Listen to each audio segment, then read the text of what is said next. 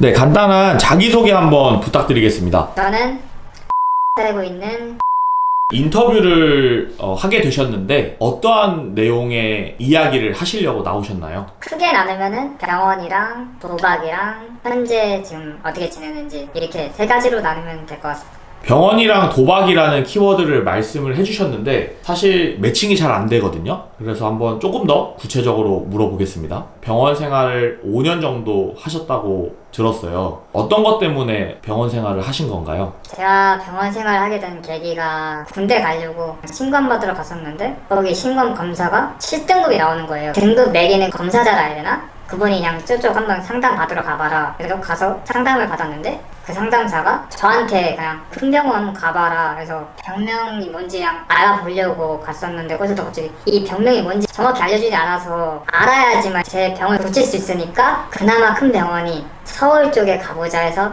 검사를 받았는데 검사 결과가 급성 이형성 증후군이라는 병명을 받았습니다. 약간 백혈병 쪽이다. 그러면 지금 방금 말씀해주신 급성 이형성 증후군이라는 병을 앓게 되면서 병원 생활을 하게 되신 거네요. 그때부터 시작하게 된 거죠. 구체적으로 이 병에 대해서 여쭤보고 싶은데 아픈 곳이나 따로 어떤 반응은 없으셨나요? 신검 받으러 가기 전까지는 아무런 증상이 없었습니다. 제가 알기로는 희귀병으로 알고 있는데 맞나요? 네, 저도 희귀병으로는 알고 있습니다. 그럼 완치가 불가능한 병인가요? 그러니까 완치는 가능합니다. 그 기간이 좀 길어서 그렇지. 그러면 그 병을 내가 판정을 받았을 때 어떤 심정이셨나요? 처음에 진짜 덤덤했습니다. 근데 덤덤했는데 병명을 알고 나서 아버지랑 같이 그냥 친가 쪽에 갔었는데 아버지가 할아버지한테 얘기하는데 그 순간에 아버지가 우는 걸 보고 아, 내 병이 좀 심각하구나 라고 좀 생각했었습니다. 지금도 약은 먹고 계시는 거예요? 지금은 약은 안 먹고 근데 그 전에 약을 최대 15개까지 먹어본 적이 있어가지고 하루에 15개의 약 종류를 섭취를 하신 건가요? 병원에 입원했을 때 15개라는 안약을 먹었었는데 솔직히 알약 15개가 좀 많지 않습니까? 그래서 약물로 투여하려고 제 여기 쇄골에 간도 받고 해서 그쪽으로 이렇게 약 투여하고 한 달마다 15개 먹는 게 아니라 하루마다 15개 먹으니까 그 약이 좀 계속 누적되다 보니까 몸도 안 좋아지고 몸무게가 원래는 80이었는데 그 약 먹고 난 뒤로 갑자기 한 일주일 만에 거의 45kg 빠진 겁니다. 그래서 몸에도 살점 이런 게 많고 피부가 좀 약해져서 뭐만 하면은 막 상처 생기고 그냥 손으로 이렇게 문지르면은 또 그게 또 상처가 되는 겁니다. 멍이 들고 그땐 좀 많이 안 좋았습니다. 약에 부작용이 있다고 말씀을 해주셨는데 정확하게 어떤 부작용들이 있었나요? 일단 기본적으로 머리카락이 빠지고 눈도 막 흰 동자였는데 빨개지고 저절로 빨개지고 입 상태도 좀 안 좋아지고 울퉁불퉁하고 또 입안도 엄청 헐고 거의 병원 생활하면서 2달 정도는 밥도 못 먹고 그렇게 지낸 것 같습니다. 그러면 그런 부작용들이 지금까지 이어지고 있는 건가요? 현재로서는 좀 많이 나아져서 눈은 뭐 그냥 약간 그래도 휴증이긴 한데 그렇게 빨가지는 않고 그냥 겉 주변만 좀 빨가고 그리고 아직 머리카락은 안 나가지고 지금 현재로서는 그냥 가발 쓰고 다닙니다. 그거에 대한 스트레스도 엄청 많으셨을 것 같은데 그런 스트레스 극복은 혹시 어떻게 하셨나요? 뭐 머리 부분은 그냥 말했다시피 그냥 가발 쓰고 다니면 되는데 눈 쪽은 이게 좀 뭐 그냥 안약 넣고 하면은 그게 나아지겠지 생각했는데 계속 빨가니까 저한테 이렇게 스트레스로 다가와서 또 이것 때문에 제가 좀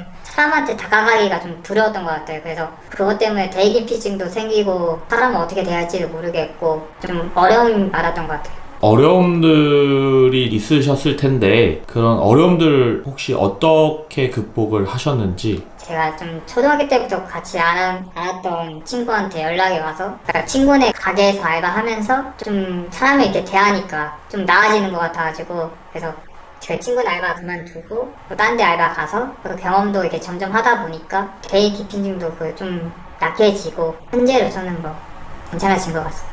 스트레스였던 그리고 대인기피증이나 이런 것들 어려움을 어느 정도 극복을 하신 이후에 도박은 어떻게 접하게 되셨나요? 병원 생활 하다 보면서 약간 집에 주로 있어가지고 그냥 게임하고 드라마 보고 예능 보고 했는데 어쩌다 보니까 어떤 사이트 들어가서 그냥 도박 쪽을 알아가지고 그 이후에 좀 어려움을 많이 좀 겪은 것 같아요.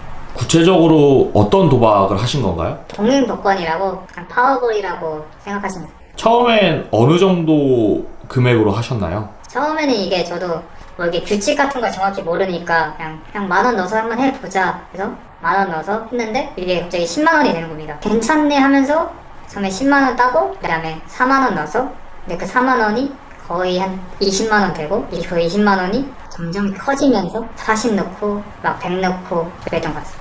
얼마나 하신 거예요? 기간이? 길게 보면 1년 정도는 한 게 된 것 같습니다. 혹시 하셨을 때 얼마나 따셨는지 아니면 얼마나 잃으셨는지? 따면은 거의 최대 많이 딴 게 2억 정도고 근데 그 2억을 따기 위해서 잃었던 돈이 거의 7, 8천 정도 된 것 같습니다. 결론적으로는 다 잃으신 건가요? 지금 현재로서는 다 잃고 없습니다.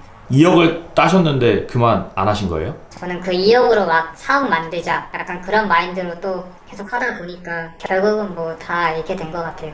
처음 한 번 베팅을 걸 때, 1회 걸 때 최대 금액은 얼마였나요? 처음에는 최대 금액은 한 1,000만원일 때도 있고 막 그 1,000만원이 맞으면 그러니까 업치라 하죠. 그래서 2천만 걸고 또 그게 맞으면 또 4천만까지 걸어본 적이 있던 것 같아요. 최대 한 번 베팅에 4천만 원을 거신 거네요? 네네 그렇죠. 4천만 원이라는 게 사실은 일반 직장인들도 1년 동안 못 버는 금액인데 그 금액을 걸었을 때 어떤 생각으로 거셨나요?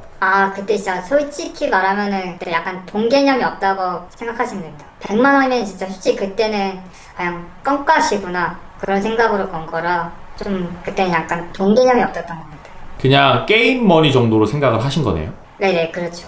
그 도박이라는 게 사실은 중독성이 매우 강한데 어떻게 극복이 되셨나요? 그러니까 7, 8천이 제가 잃었다고 했잖아요. 근데 그 돈이 제가 생기기까지가 제가 좀 막 휴대폰 대출도 받고 은행 대출도 받고 한 거라서 대출 금액을 갚아야 되는데 안 갚고 계속 하다 보니까 그 2억을 다 잃어버리고 하니까 이자가 있지 않습니까? 근데 이자도 못 내고 하니까 그 금액을 부모님이 대신 갚아주셔가지고 큰 빚이 진 거 아닙니까? 그래서 빚을 갚으려고 지금 현재로서는 그래서 취직해서 일하고 있어요. 부모님은 그 이야기를 들었을 때 어떤 반응이었나요? 어릴 때부터 아버지를 좀 무서워했습니다. 돈을 잃고 나서 솔직히 제가 집을 나왔었습니다. 그때 아버지한테 전화가 왔었는데 처음에는 안 받았습니다. 무서워서. 엄마한테도 전화 오고 형한테도 전화 와서 어쩔 수 없이 받았는데 네, 그때 아버지가 울면서 다 괜찮다.